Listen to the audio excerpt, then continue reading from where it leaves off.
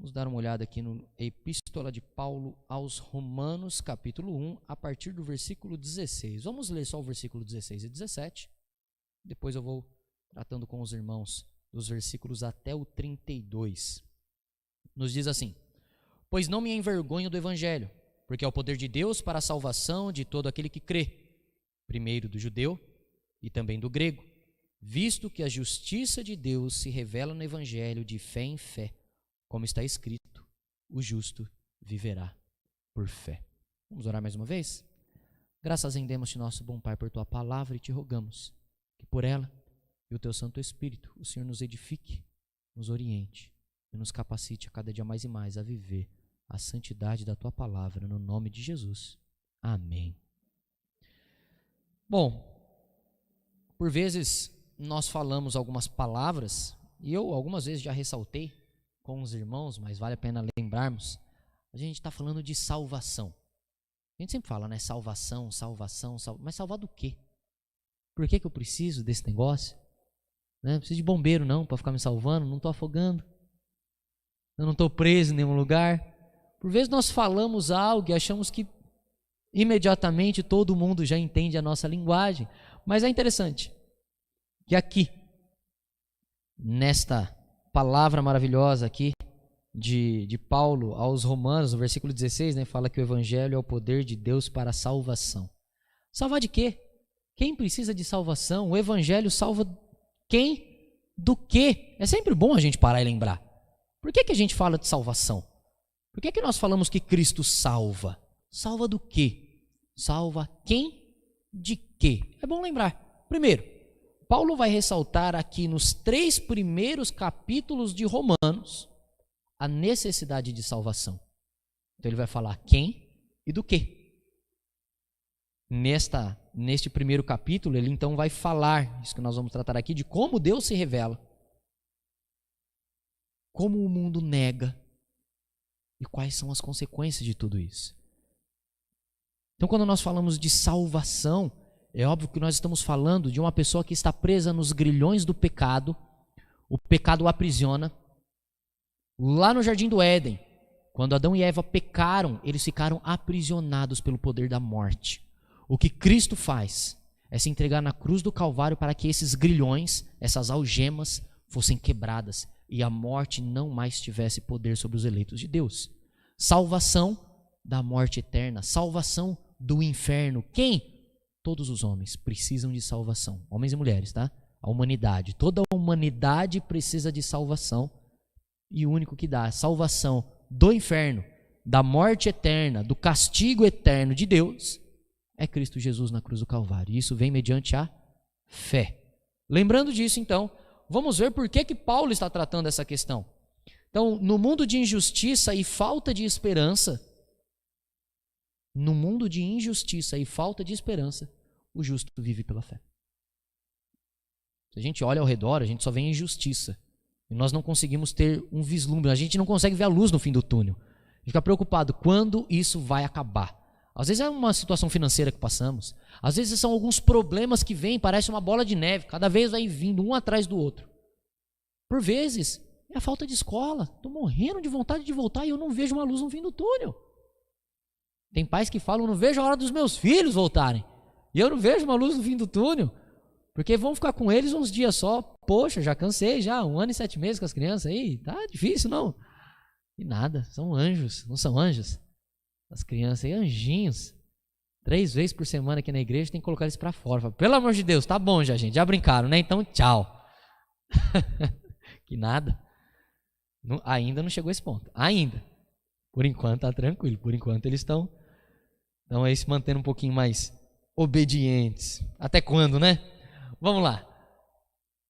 Ainda no capítulo 1, agora a partir do versículo 18. Lemos os 2 primeiros versículos, vamos voltar neles depois. Esses 2 versículos lidos, Romanos 1, 16 e 17, é o centro da epístola de Paulo aos Romanos. Quando Paulo escreve aos Romanos, a gente vê que ele fala de judeu e gentil. Por quê? Porque ele está falando lá em Roma. Roma é a grande capital, é o centro do mundo daquela época.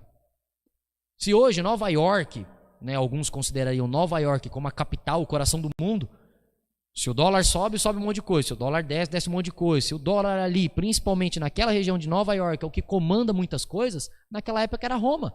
E havia pessoas de tudo quanto é nacionalidade. E havia ali judeus convertidos e gentios convertidos. Então Paulo escreve para eles, porque eles estavam brigando. O judeu se achava no direito de fazer algumas coisas a mais, porque é dele que vinha Cristo, o Messias, as promessas de Abraão, e os outros não. Então, brigando um pouco nessa questão e colocando todo mundo em pé de igualdade, Paulo começa a sua carta, colocando todo mundo no mesmo balaio. Não vai colocar em lugar diferente não, vocês estão tudo no mesmo saco, é tudo farinha do mesmo saco. É a humanidade, tudo faz parte da mesma coisa. E olha o que ele diz, versículo 18. A ira de Deus se revela do céu contra toda impiedade e perversão dos homens que detêm a verdade pela injustiça. Porquanto o que de Deus se pode conhecer é manifesto entre eles, porque Deus lhe manifestou. Porque os atributos invisíveis de Deus, assim o seu eterno poder, como também a sua própria divindade, claramente se reconhecem desde o princípio do mundo, sendo percebido por meio das coisas que foram criadas. Tais homens são, por isso, indesculpáveis. O que Paulo está dizendo aqui? Deus se manifesta, Deus se revela, mas a humanidade nega. Então ele começa, depois ele dar a saudação, depois que ele fala o centro da carta, que o justo vive pela fé, então ele começa a explanar aqui. Alguns vão dizer que quando Paulo escreveu para Romanos, ele escreveu um tratado teológico maravilhoso. E se a gente for ver, ele tem uma linguagem um pouco diferente das outras cartas, ele tem uma estrutura um pouco diferente. Então ele vai dar a base do evangelho. O que é isso? Há um Deus. Primeiro ponto. Deus existe e Deus se revela. E por isso que a ira de Deus se revela contra toda impiedade e perversão dos homens que detêm a verdade pela injustiça. Ele fala no versículo 18 e ele explica no 19 e 20 o que é isso. Deus está irado com o povo, porque ele se revelou e o povo negou. Então nós vemos que Deus se revela, mas os homens negam. Então, primeiro aspecto que a gente vê, Deus, ele está se revelando aqui. Os atributos visíveis de Deus, toda a criação manifesta que Deus existe. Por isso, os homens que detêm a verdade, que falam, não, esse negócio de Deus não existe não. O que existe é tal coisa, o que existe é isso, o que existe é aquilo. Não, esses que negam a divindade de Deus, que negam a existência de Deus, que negam que há um Deus absoluto, são indesculpáveis. Deus se revela desde os primórdios. Adão e Eva, houve revelação. Abel e Caim, Noé e a sua descendência, todos eles tiveram uma revelação de Deus, e a partir deles, todos saberiam que existe um único Deus, mas no meio do caminho, a história começou a ser contada de uma maneira diferente. Nós cremos que essa é a história verdadeira, mas se você for dar uma olhada nos escritos nórdicos, o que é isso? Os relatos que vão falar ali da existência de Odin, Thor, Loki, Freia e vários outros deuses nórdicos. Como tem os deuses gregos, romanos, orientais, também tem os nórdicos, o norte da Europa, região da Noruega. Ali tinha esses deuses nórdicos e eles também acreditam que houve um dilúvio. Ou seja, a história foi contada, só que foi dado crédito a outro. Não a Deus por intermédio de Noé. Mas a história continuou a ser contada, mas começou a transformá-la. E mesmo assim eles ainda reconhecem um Deus, mas não um Deus verdadeiro. Então, são indesculpáveis. Aí ele vem falar. 21. Porquanto tendo conhecimento de Deus, não o glorificaram como Deus, nem lhe deram graças. Antes, se tornaram nulos em seus próprios raciocínios, obscurecendo-lhes o coração insensato. Eles sabiam que Deus existia, e existe, e sempre existirá. Mas negaram isso, claramente, tendo conhecimento, não glorificaram como Deus. É como se eles estivessem apagando a mentalidade. Muitos falam que crente não pensa, né? Na verdade é o contrário que Paulo está falando aqui. Aqueles que não reconhecem Deus, de fato eles não estão entendendo a realidade. Como pode falar que de uma explosão nasce toda essa organização? Como que de um mundo sem vida nasce vida? A vida jamais conseguiu ser criada em laboratório, algo do tipo. Nós pegamos parte viva com parte viva, se mescla e continua vivo. Pega ali embriões e se mescla, mas já é um organismo, já é parte viva. Agora, acreditar que depois de uma explosão, estou falando aqui do Big Bang, a teoria mais aceita entre grande parte aí da sociedade ateia, aqueles que não creem em Deus. Então eles vão dizer que de o mar, muitos trovões, e ali aquele mar muito rico em nutrientes e aminoácidos, em uns raios, surge uma ameba. E essa ameba se transforma numa bactéria, que se transforma num protozoário, que se transforma em um girino, e assim, eu já pulei várias estações, tá? Até chegar no girino vai muita coisa, mas vai numa rã e se transforma nos dinossauros, e vem um meteoro e destrói tudo, e daqui a pouco tem a humanidade. Então eles têm que traçar muitas coisas, inventar muitas coisas, ao invés de dizer, Deus existe. Negando Deus, tem que inventar muita coisa para conseguir ocupar o lugar de Deus. E não consegue, porque o lugar de Deus jamais pode ser ocupado. Deus é grande demais para que algumas teorias consigam compreendê-lo. Tanto que até hoje, quando a gente vai falar acerca do evolucionismo, se você pergunta para alguém que crê nisso, que veio evolução, nós viemos do macaco, você pergunta, e cadê os elos perdidos? Ou seja, quando deixou de ser um primata e passou a ser um ser humano. Ah, não, aí não tem as evidências. Então, não adianta. Aceita que existe um Deus. Irmãos, eu estou falando de uma maneira muito simplista aqui. Há muita discussão teórica ao redor disso. Há muitas coisas que podem ser discutidas, mas aqui não é o espaço. É simplesmente para lembrar que Paulo está falando que eles tinham o conhecimento, mas negaram que Deus existe. E criaram algo que eles quisessem acreditar. E isso é difícil. Versículo 22. Inculcando-se por sábios, tornaram-se loucos. Eles negam com a mentalidade e acabaram se tornando malucos, criando coisas sem pé nem cabeça para poder defender algo desse tipo. 23. E mudaram a glória do Deus incorruptível em semelhança da imagem de homem corruptível, bem como os de aves, quadrúpedes e répteis. Ou seja, não só aqueles que não creem na existência de uma divindade, mas aqueles que traçam alguns deuses e fingem adorá-los. Como eu disse, Odin, Thor, Loki, Freya e vários outros deuses dos nórdicos. Apolo, dos romanos, Zeus, dos gregos. E assim vai. Poderíamos traçar vários outros deuses que eles trançam, eles montam a imagem para que possa adorá-lo, para que possa servi-lo. A imagem incorruptível de Deus foi contaminada e tentado passar para alguma matéria. Imagina você pegar a criação de Deus e tentar representá-lo no meio da criação. Não dá, ele é muito maior das coisas que ele criou, não dá para representá-lo. E ele pediu, não me represente. Não faça imagem de nada que há na terra nem no céu. Isso não é uma verdadeira adoração.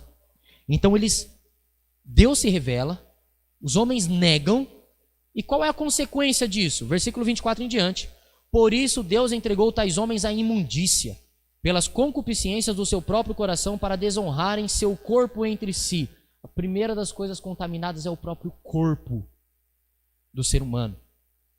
Uma das principais coisas afetadas é a estrutura física e os desejos do ser humano. 25. Pois eles mudaram a verdade de Deus em mentira, adorando e servindo a criatura em lugar do Criador, o qual é o bendito eternamente. Amém. Deus não estava mais sendo adorado, agora o homem é o centro do universo. O homem é a medida de todas as coisas, como diriam alguns racionalistas de uma época. Mas nós não cremos nisso. Mas Paulo aqui está ressaltando que alguns creem assim. 26. Por causa disso, Deus entregou Deus a paixões infames, porque até as mulheres mudaram o modo natural de suas relações íntimas por outro, contrário à natureza. Semelhantemente, os homens também deixaram o contato natural da mulher, se inflamaram mutuamente em sua sensualidade, cometendo torpeza, homens com homens, e recebendo em si mesmos a merecida punição do seu erro. É o que muita discussão há por aí. Se você tiver Twitter e estiver seguindo alguém no Twitter, vocês vão ver a grande discussão acerca da sexualidade que há. Mas é algo pacífico para nós, que há homem e mulher. Homens pecadores, mulheres pecadoras. Pronto. Mas por conta do pecado e por não querermos abandoná-lo, Deus nos entregou as nossas paixões. Deus faz mais ou menos assim. Você quer se rebelar? Então se rebele. Foi isso que ele fez. A graça comum de Deus, nós falamos da graça comum e a graça especial. A graça especial é a salvação. A graça comum é a chuva que cai sobre os salvos e sobre os não salvos, os eleitos de Deus e os ímpios, que não creem em Cristo Jesus. Essa é a graça comum. Deus manda chuva sobre todos, Deus manda o sol sobre todos, Deus dá o alimento para todos. O que Deus faz então com essa graça comum? Ele retira um pouco, ele ainda mantém ela, mas ele retira um pouco para que os homens se corrompam da maneira que eles quiserem, para que a humanidade se enfie no buraco do jeito que quiser. É isso que Paulo está dizendo aqui. Vocês querem se voltar contra mim? Então vai. Afunda logo de uma vez no buraco. Ele está dando a corda. E o que nós falamos quando a gente vai dando a corda? A pessoa acaba se enforcando. O problema é, em nossos dias, quando o pecado quer ser aceito. Nós devemos aceitar o pecador e sempre conduzi-lo ao arrependimento, mas não aceitar o pecado. Imagina se vocês aceitam aqui um pastor mentiroso e tá tudo certo, porque o pastor tá mentindo, mas tá tudo bem. Fazer o quê? Ele é pecador, né? Ele mente assim mesmo. Fica contando um monte de mentira aqui na frente, não faz sentido nenhum. Ou fica aceitando outras pessoas que ficam fazendo esses pecados constantemente, mas não quer se arrepender. Como que uma pessoa que conhece a Cristo Jesus pode continuar vivendo a mesma vida sem querer voltar à palavra de Deus? Há uma igreja, a igreja luterana, ela tem como presidente dos jovens de uma região, ou até nacional, eu não sei agora em que âmbito que o presidente é uma pessoa trans. Isso é gravíssimo. Aceitar o pecador é uma coisa. Aceitar o pecador com o seu pecado e levantar uma bandeira de que aqui nós fechamos o olho para o pecado, que é essa bandeira que eles estão levantando. O pecado não tem importância, Deus não se importa com o pecado, Ele ama mesmo. É isso que a palavra de Deus diz? Não é. A ira de Deus se revela contra toda a impiedade dos homens. Não querer abandonar o seu pecado e querer continuar servindo Deus e ainda querendo mais e mais e mais, é negar a existência de Deus. Não querer corrigir a vida com relação a Deus é negar o sacrifício de Cristo Jesus na cruz do Calvário. É estar crucificando a Cristo novamente. Não querer uma mudança de vida depois de conhecer a Cristo não faz sentido. Não tem uma nova natureza, não nasceu de novo. Porque se nascesse de novo, olharia para o seu pecado. E Deus o constrangeria a uma vida justa. Viver pela fé não é quando a gente não tem dinheiro e fala, eu vou viver pela fé. Não, viver pela fé é acreditar que a palavra de Deus é verdadeira. Como nós lemos o Salmo 19. O testemunho do Senhor é verdadeiro e todos igualmente justos. E da mesma maneira que o mandamento do amor é verdadeiro e justo, o mandamento de santidade é verdadeiro e totalmente justo. E ele continua. E por haverem desprezado o conhecimento de Deus, o próprio Deus os entregou a uma disposição mental reprovável para praticarem coisas inconvenientes, cheios de toda injustiça, malícia, avareza, maldade, possuídos de inveja, homicídio, contenda, dolo e malignidade, sendo difamadores, caluniadores, aborrecidos de Deus, insolentes, soberbos, presunçosos, inventores de males, desobedientes aos pais. Olha onde a desobediência aos pais está do lado. Está do lado de pecados gravíssimos, ou seja, desobedecer os pais é tão grave quanto cometer uma contenda, ser maldoso, ser um mentiroso, ser um aborrecido de Deus. É a mesma coisa. 31. Insensatos, pérfidos, sem afeição natural e sem misericórdia. Ora, conhecendo eles a sentença de Deus, de que são passíveis de morte os que tais coisas praticam, não somente as fazem, mas também aprovam os que assim procedem. Pastor, eu não faço essas coisas, mas eu também não julgo quem faça. Julgar é uma coisa, condenar é outra. Julgai todas as coisas e reter o que é bom. Palavra de Deus. Pelo fruto conhecereis a árvore. É um julgamento. Não é uma condenação. Não é um juízo final. Quando Jesus está falando sobre o juízo temerário, é com a mesma medida que você mede, você é medido. Qual é a medida? A medida é o seu querer, o seu ego, a sua vontade, ou a sua medida é a palavra de Deus? Se a sua medida é a palavra de Deus, saiba que é por ela mesmo que você é julgado. E a revelação de Cristo Jesus que é nela. E o sangue de Cristo Jesus que ela nos conta. Então essa é a medida pela qual nós devemos olhar todas as coisas. Então é por essa medida que nós devemos ser julgados. Não o meu gosto, o meu interesse, a minha vontade, mas de acordo com a palavra de Deus. Então se alguém pode não cometer essas coisas, mas se aprova que essas coisas são cometidas, não ama. O mandamento de Deus não é amor ao próximo? Como que eu vejo um irmão caminhando para o precipício e falo, não, deixa, está tudo certo, nós todos somos pecadores, mas ele está caindo no precipício, não tem problema, deixa ele continuar essa vida, mas ele vai se afundar nesse pecado, ele vai morrer por conta disso. Ah não, deixa, está tudo certo. Quando trouxeram uma mulher adúltera na frente de Jesus, falou, o que nos diz a lei, Senhor? Que nós devemos apedrejá-la por conta disso, o que o Senhor nos diz? Quem nunca pecou que atire a primeira pedra. Tá vendo, pastor?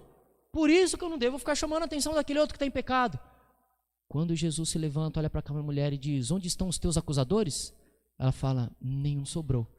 Jesus diz, eu também não te acuso. Vá e não peques mais. Jesus disse, você quase caiu no precipício. Você aprendeu a lição, né? Não vai mais por esse caminho. Jesus ama esta mulher, tira ela do precipício, mostra onde ela estava e aponta o caminho. Agora você siga naquela direção. Aprovar o pecado é a mesma coisa que cometê-lo.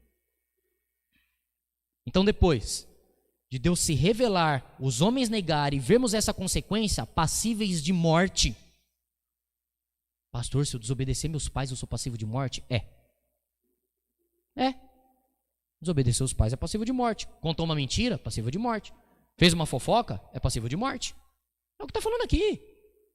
Só estou usando com outras palavras, mas é o que está escrito aqui. É passível de morte. Então como que eu vou poder viver? Versículos 16 e 17 novamente. Pois não me envergonho do evangelho, porque é o poder de Deus para a salvação. Você está passível de morte? Então você precisa ser salvo, certo? O que é o poder de Deus para a salvação? O evangelho. Salvação de todo aquele que crê, primeiro do judeu e também do grego. Visto que a justiça de Deus se revela no evangelho de fé em fé, como está escrito, o justo viverá por fé. Quer viver? Creia. Quer ter vida e vida em abundância? Creia. E olha só que palavra maravilhosa. Não me envergonho. Os ateus podem me chamar de louco. A galera pode falar que eu sou careta. Eu não tenho vergonha. Não tenho vergonha de falar, sou cristão. Eu sou crente. Uma sociedade que é avessa à religião como a nossa, a princípios morais, princípios absolutos. Nós afirmamos crer num Deus absoluto, em um Deus que tem princípios, um Deus que zela pela santidade. E quando nós dizemos isso, muitos falam, você é careta, a religião te prende. Não. A religião de Cristo Jesus que de fato me liberta. Eu estava preso. E isso que você chama de religião, que eu falo que é o meu relacionamento com Deus, Ele me liberta. Ele me liberta através de Cristo Jesus, através da fé que Ele me deu e que eu exercito diariamente. Isto é viver pela fé. Como eu disse, viver pela fé não é estar sem dinheiro e achando que as coisas vão funcionar, vão rodar, porque o justo vive pela fé. Tudo bem, é acreditar que Deus há de providenciar, isto é ter fé. Mas também é acreditar que mesmo em meio ao mundo avesso à religião, um mundo pecador, um mundo que caçoa de todos que vão contra aquilo que eles creem, é acreditar que você está na verdade, que essa verdade te leva à vida verdadeira. Isso é viver pela fé. É estar firme, ciente de que há vida. O poder de Deus para a salvação de todo o que crê. Quando ele fala isso, os romanos eles se gloriavam no poder de conquista. Os grandes conquistadores, grande parte do mundo conhecido estava sob o domínio de Roma. Os grandes guerreiros com seus escudos, suas lanças, homens poderosos, esquema tático de luta, muito bem feito. Eles se gloriavam nisso. Paulo se gloriava no poder de Cristo, morto e ressurreto. que é suficiente para salvar, não de uma guerra, mas da morte eterna. O Evangelho é poder de Deus para salvação, salvação da morte eterna. Para entender um pouquinho, e para já fechar, nós temos que lembrar de como então que o homem pode desfrutar da salvação. O que essas coisas então nos traz? O que é crer no Evangelho e ter salvação? Que essas coisas então eu posso entender? Como pode o homem desfrutar da salvação com todos esses termos colocados aqui? É pela fé. Não é a fé que salva, mas o autor da fé, que nos deu também o objeto da fé, é que nos salva. Deus é o autor e consumador da fé. Tendo a fé que Ele nos dá. E com esta fé, não ficar acreditando em teorias evolucionistas, eu não estou falando aqui acerca de alguns tipos de evoluções, eu estou falando que o homem veio através de evoluções. Acreditar nisso, acreditar que há outros deuses, há inúmeras outras coisas, essas imagens também são deuses, isso também é Deus, isso também é Deus. Utilizar essa nossa fé que nos foi dada para isso é jogar o dom de Deus no lixo. Mas utilizar essa fé para Cristo Jesus, o objeto de fé que Ele também nos dá, Ele nos dá a fé e o objeto, a qual a fé que nós devemos ter. Cristo Jesus na cruz do Calvário, observando assim, é viver pela fé. É saber que, por mais coisas que nós passamos passar aqui, olhando para Cristo Jesus e caminhando, é viver pela fé. Nós cantamos, com Cristo no barco tudo vai muito bem. É crer que Cristo está no nosso barco. Como nós cantamos com as crianças, meu barco é pequeno e grande é o mar, Jesus segura a minha mão. Ele é meu piloto e tudo vai bem na viagem para Jerusalém. Nós ensinamos coisas tão preciosas aos nossos pequenos e esquecemos de tentar vivê-los. Muito simples. Se eu creio que Cristo está no barco, está tudo certo. Pastor, perdi minha casa, está tudo certo. Pastor, aconteceu tragédia atrás de tragédia, está tudo em paz. Isso que nós passamos agora é temporário. A alegria que desfrutaremos é eterna. A gente tem que olhar para a eternidade e viver. Porque se nós olharmos para agora, a gente só se decepciona. Só fica louco, morrendo de ansiedade e entra em depressão profunda. Mas se nós olharmos para a cruz de Cristo Jesus e para a eternidade, nós temos forças para levantar a cabeça e continuar seguindo pela misericórdia de Deus. Concluindo, em nossos dias, Deus também é negado. Não adianta falar que foi somente nos dias de Paulo, nos nossos dias Deus também é negado. Não fazem mais ídolos de madeira, de barro ou qualquer outro material. Alguns ainda fazem, mas não é tão comum como na época. Mas muitos levantam bandeiras de coisas que poderiam salvar o mundo. Uma bandeira do marxismo, a bandeira do feminismo, a bandeira de tal partido político. Eles não são salvadores. Eles não vão trazer a solução, porque eles não vão na causa. Eles tentam passar a mão em cima de algumas coisas, eles estão tirando pó, eles estão cobrindo um lado e descobrindo o outro, porque eles estão defendendo um único ponto, mas há muita coisa envolvida e há uma raiz para todos esses problemas, e a raiz se chama pecado. Se não atacar o pecado, não tem salvação. Cristo atacou o pecado, porque Ele não cometeu pecado algum, se entregou na cruz do Calvário, e aquele sangue dele que foi escorrido ali, aquele sangue puro, aquele sangue santo, é derramado sobre nós quando nós cremos e nos purifica do nosso pecado. Ele não teve, e o mérito que ele ganha, como eu falei, ele ganhou uma medalha de ouro e ele nos coloca em cima do pódio e nos dá a medalha de ouro. Quando nós cremos, nós somos vitoriosos em Cristo Jesus. Então, como nós podemos viver isso, pastor? Para encerrar, para a gente tentar aplicar essa palavra nessa semana em nossa vida, o que a gente pode fazer? Primeiro, você se envergonha em dizer que é crente? Você tem vergonha de falar que você é crente? Ah, pastor, eu nem sou crente direito. Então vai lá, toma vergonha na cara, arrependa do seu pecado, abraça Cristo Jesus e não tenha vergonha de dizer que é crente. Quando ali está com os amigos, eles dizem alguma coisa estranha, ou fica falando para você, duvido que você faz tal coisa, duvido que você faz isso, duvido que você faz aquilo, essas coisas são erradas. Qual é a sua reação? Ah, para eu ser aceito ali entre eles, eu vou ter que fazer. Ah, meu chefe me contratou agora, acabou de pedir para eu mentir, mas eu preciso do trabalho, então eu vou mentir. Ah, voltei para a escola agora, tem um pessoalzinho legal, quero impressionar a menina ali, então quer saber? Eu vou mentir. Eu vou fazer uma coisa, eu vou fazer outra coisa, eu vou passar a perna nele, eu vou bater em fulano para eu sair bonitinho na foto. Qual que é a nossa reação? Nós estamos negando a Deus com os nossos atos? Você se envergonha do evangelho? Agora uma pergunta, outra. Você ama seus amigos? O evangelho é poder de Deus para salvá-los. Você ama seus parentes? O evangelho é poder de Deus para salvá-los. Você ama seus pais? Seus filhos? Seus primos? O evangelho é poder de Deus para salvá-los. Você se envergonha do evangelho? Ou você crê que ele é poder de Deus para a salvação? Por fim, o que te incomoda e te abala nesses dias? O que está te incomodando? Você já colocou nas mãos de Deus e descansou, vivendo realmente pela fé de que Deus pode e vai cuidar de todas as coisas? Isso é viver pela fé. É saber que Deus tem o melhor para nós.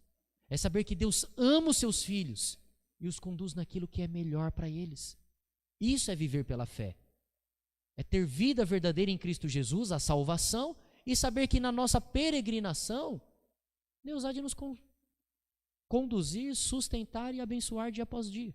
Saber que Ele tem o melhor para nós, sempre é viver pela fé. Vamos orar? Graças rendemos-te, nosso bom Deus, pela Tua palavra, pelo Teu evangelho, porque o Senhor nos deu uma fé viva, não uma fé morta, uma fé passiva, mas uma fé ativa, que nos faz viver uma vida verdadeira, ter uma vida em abundância em Cristo Jesus, olhar para Cristo Jesus, o alvo da nossa fé, o objeto da nossa fé, viver para a honra e glória dEle, conforme Ele viveu, nós estamos tentando seguir os passos dEle, vivendo pela fé, por mesmo sabendo que isso é muito difícil, nós sabemos que o Senhor há de nos conduzir, vivendo pela fé, conscientes de que o Senhor há de nos conduzir os passos. Ó bom Deus, conduz-nos a nossa vida, enche o nosso ser com o Teu evangelho, a Tua graça, faz-nos viver pelo Teu amor e a Tua glória.